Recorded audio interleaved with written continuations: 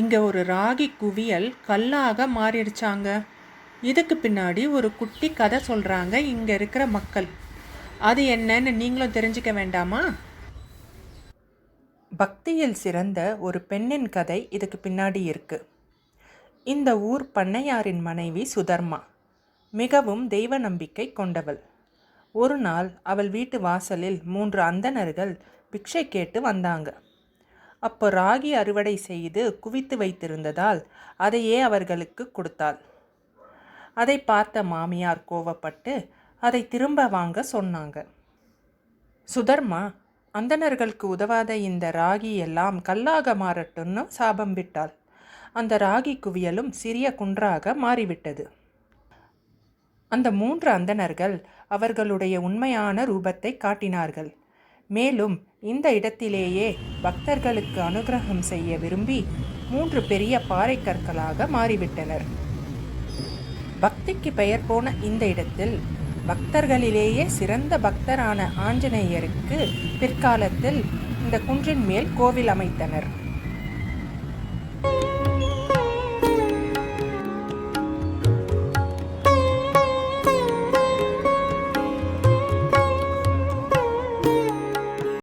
வாங்க இப்போ கோயிலுக்குள்ளே போய் சுற்றி பார்க்கலாம். நாம் கோயிலுக்குள் போய் செருப்பை வைக்கிறோம். ராகிகுட்டா கோவிலில் ஒரு நல்ல ப்ராக்டிஸ் இருக்குது. உள்ளே போகிறப்போ செருப்பை தொங்குற பைகளில் போடணும். அப்புறம் அந்த பையை ஸ்டாஃப் கிட்ட கொடுத்து டோக்கன் எடுக்கணும்.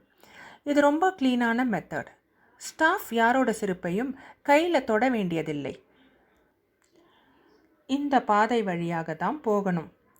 மேலே இருக்கிற ஹனுமான் கோவிலிலிருந்து வரும் ஹனுமான் தாரா பக்கமாக நாம் போகிறோம்.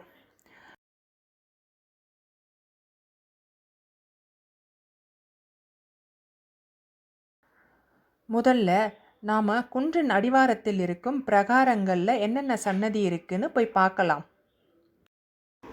முதல்ல மூலகணபதியை தரிசனம் பண்ணிக்குவோம். இதுதான் அடிவார கோவிலோட முன்வாயில். இங்கே துலாபாரம் சேவை கூட இருக்கு. பக்தர்கள் இடைக்கு இடை பொருட்கள் தானம் செய்யலாம். வாங்க இப்போ உள்ளே போகலாம். முதல்ல இங்கே மகா கணபதி பிரம்மாண்டமாக 10 கரங்களோட மடியில் தேவியோடு அருள்பாலிக்கிறார். ஓம் கம் கணபதயே நமஹா. இன்னைக்கு விநாயகர் அபிஷேகம் பார்க்கும் பாக்கியம் கிடைத்தது. பால், தேன், தயிர், பழம், சர்க்கரை கொண்டு அபிஷேகம் நடந்தது.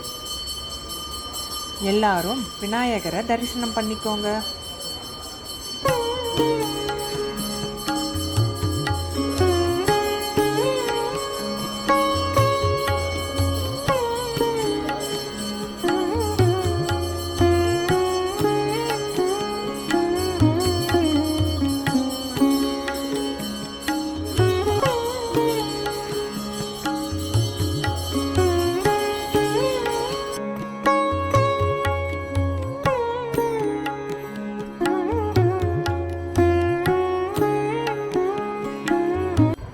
விநாயகரின் சன்னதிக்கு அடுத்து வெள்ளைக்கல்லில் வடிவமைக்கப்பட்ட ராஜராஜேஸ்வரி அம்மன் சன்னதி இருக்கு. அவர்களின் எதிரிலேயே அன்னபூர்ணேஸ்வரி சிலையும் அமைந்திருக்கிறது. இங்கே அக்கி சேவை மிகவும் பிரபலம். அக்கி என்றால் அரிசிங்க. அரிசி தானம் கொடுக்க விரும்பினால் 100 ரூபாய், 50 ரூபாய் அல்லது 10 ரூபாய் கூட கட்டி அரிசி வாங்கி அன்னபூரணியிடம் சமர்ப்பிக்கலாம். இந்த அரிசி அன்னதானத்துக்கு உதவுகிறது. இது நமக்கு தானம் செய்ய ஒரு வாய்ப்பு. மனசும் நிம்மதியாக சந்தோஷமாக இருக்கும். இறுதியாக நவகிரகம் சன்னதி இருக்கு. இங்கு நவகிரகங்கள் தங்களுடைய தம்பதிகளுடன் வாகனங்களுடன் அமைந்துள்ளன. எல்லா சன்னதிகளையும் பார்த்துவிட்டு வெளியே வருகிறோம். இந்த கோவில் 5 ஏக்கர் பரப்பளவில் இருப்பதால் வெளியே அழகான வனம் அமைச்சிருக்காங்க. அங்கே 9 கிரகத்தை குறிக்கிற 9 விதமான மரங்கள் இருக்குது. அதுதான் நவக்கிரக மரங்கள். இந்த இயற்கை சூழலும் குளிர்ந்த காற்றும் மனசை அமைதியாக்குதுங்க. கண்டிப்பாக பெங்களூர் வந்தால் வரவேண்டிய கோவில் இது. கோயிலோட இன்னொரு முக்கியமான அட்ராக்ஷன்னா இந்த வனத்தின் பின்னாடி போய் பார்க்க வேணும். இதுதான் சுதர்மா கதையில் சொல்லப்படும் திரிமூர்த்திகள் கல்லாக மாறிய இடம். அங்கே பிரம்மா, விஷ்ணு, மகேஸ்வரன் மூவரும் ஒரு பெரிய கல்லில் 32 அடிக்கு ரொம்ப அழகாக செதுக்கப்பட்டிருக்காங்க. அவர்களை தரிசித்துக் கொள்வோம்.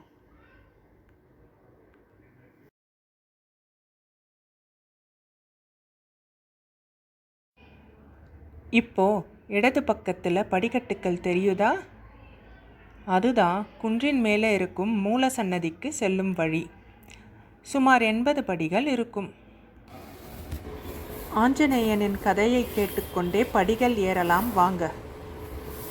ஹனுமன்தான் சிறந்த பக்தர்னு உணர்த்தும் ஒரு சம்பவத்தை பற்றி இப்போ நான் உங்ககிட்ட சொல்கிறேன். இது பல பேருக்கு ஏற்கனவே தெரிஞ்சிருக்கலாம். ராம அவதாரம் முடிந்த பின் அவர் வைகுண்டத்திற்கு திரும்புகிறார்.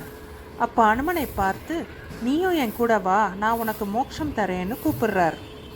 அதற்கு ஹனுமான் சொல்கிறாரு, எனக்கு வைகுண்டம் வேண்டாம், ராம நாமம் இருக்கிற இடம் போதும்.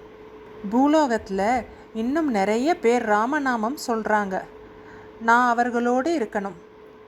வைகுண்டத்துக்கு வந்தால் அங்கே ராமர் இருக்க மாட்டார், விஷ்ணு தானே இருப்பார். எனக்கு ராமனே போதும்னு சொல்லிட்டார். ராம நாமம் இருக்கும் இடமே ஹனுமானுக்கு வைகுண்டம். நம்ம இப்போது குன்றின் மேலே இருக்கும் கோவிலுக்கு வந்தாச்சு. ஜெய் ஸ்ரீராம ஜெய் ஸ்ரீராம ஜெய் ஸ்ரீராம். மூலவர் ஸ்ரீ பிரசன்ன ஆஞ்சநேயரை தரிசனம் பண்ணிக்கோங்க.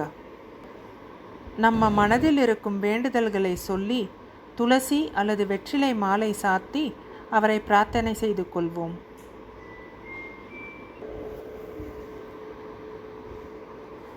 மூலவர் சன்னதி அருகிலேயே ராமர், லக்ஷ்மண, சீதை, ஹனுமன் சன்னதியும் உள்ளது. அவங்களையும் தரிசனம் செய்து கொள்வோம்.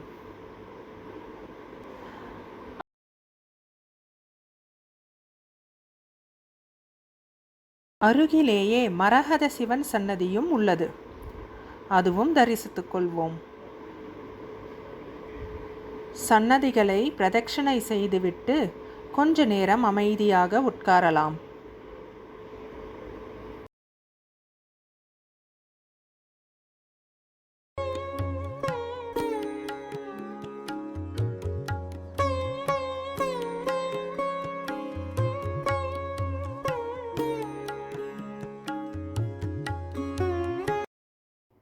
தரிசனம் முடிச்சுட்டு கீழே வந்தால் இங்கே போஜன சாலை இருக்குங்க.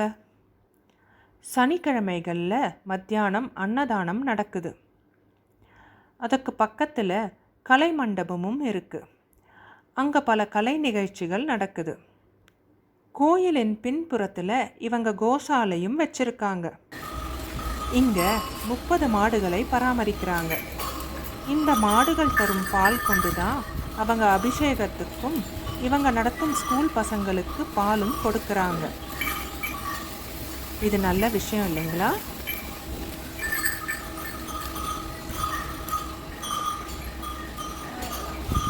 மேலும் இங்கே யாகசாலையும் இருக்கு. சிறப்பு ஹோமங்களும் நடத்துகிறாங்க.